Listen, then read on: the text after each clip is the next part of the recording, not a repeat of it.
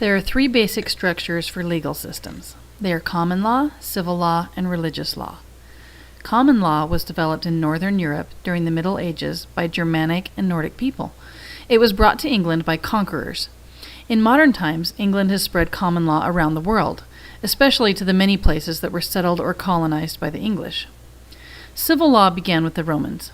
The Byzantine Emperor Justinian, a Roman himself, assembled a team of experts who condensed and simplified the Roman law into one single body of law.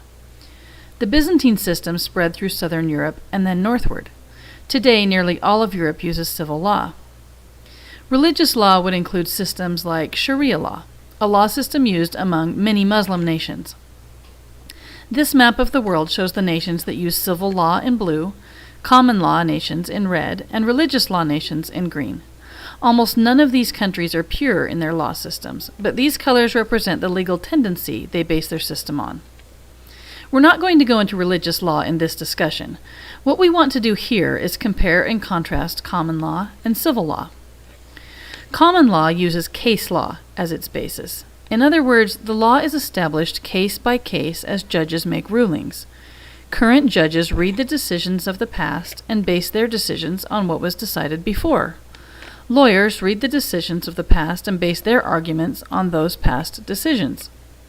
If no ruling on an issue has yet been made, then judges decide in the absence of laws, in essence creating law or precedent. Judges also are the ones who determine the meaning of legislation in individual cases. They interpret the law. In countries with common law, a long process of time and thousands of rulings determine the legal decisions of the present. In other words, centuries of human experience and wisdom are utilized to arrive at correct and just decisions. That does not mean bad decisions are not made. It also does not mean that bad decisions cannot be overturned and new precedents set. But a good judge would think very carefully and hard before changing the direction of thousands of decisions that came before. In fact, the ability to change or hone the law into an ever more just system is the main strength of common law. The fact that judges confirm the law from the past and establish the law for the present and future is the reason common law countries elect local judges by the people. The people ought to be choosing wise and just men and women. In common law, it is crucial to understand that the judges are chosen by the people. The people have the power over the courts just as they have all the other powers of government. They give these powers to those chosen to judge them. And so the common law system stems from the people. Codified law, or civil law, is written by government officials. Courts of law make decisions based on the codified law, not on previous decisions. Judges have no power to change or adjust an unjust law. If a new situation comes up, the judges in a civil law system cannot make a decision until new law is written by the government. So while common law is based on the power of the people, civil law is based on the power of government. Civil law can and is changed frequently as new parties get into power and impose their will on the people they rule over.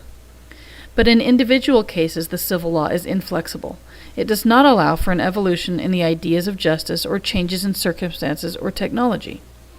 A new set of legal problems has recently arisen in the world due to the Internet. These problems deal with copyright issues. It has become easy to transmit and use digital data. At the same time, the monetary value of images, videos, and songs has dramatically declined. The strength of the Internet is that data and knowledge are so easily shared. It has made the world a better place, but there are people whose work has been stolen and shared without pay. There are also people who claim ownership of things in the public domain. And there are disputes over fair use, the sharing of digital data between friends when no money changes hands, and on and on. How do the courts resolve the problems?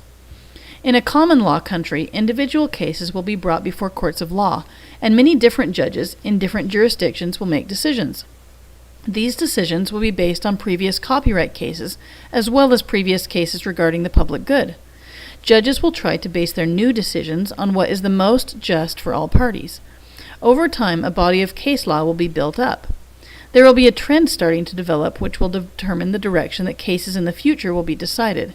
If at least most of the people have done their job and elected competent, fair judges, then the new laws will be a consensus of the most just way to deal with Internet copyright law. But in a civil law country, a different process will happen.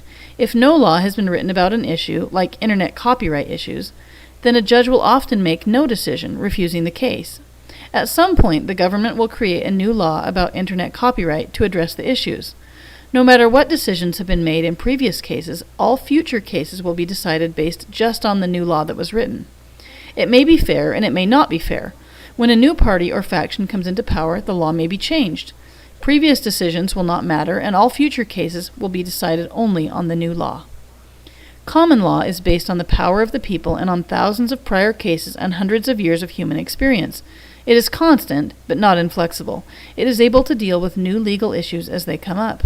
Civil law is based on the power of the government of the moment. It is subject to the political winds of the day. It is changeable, but inflexible. It cannot by itself deal with new issues, but must wait for legislation.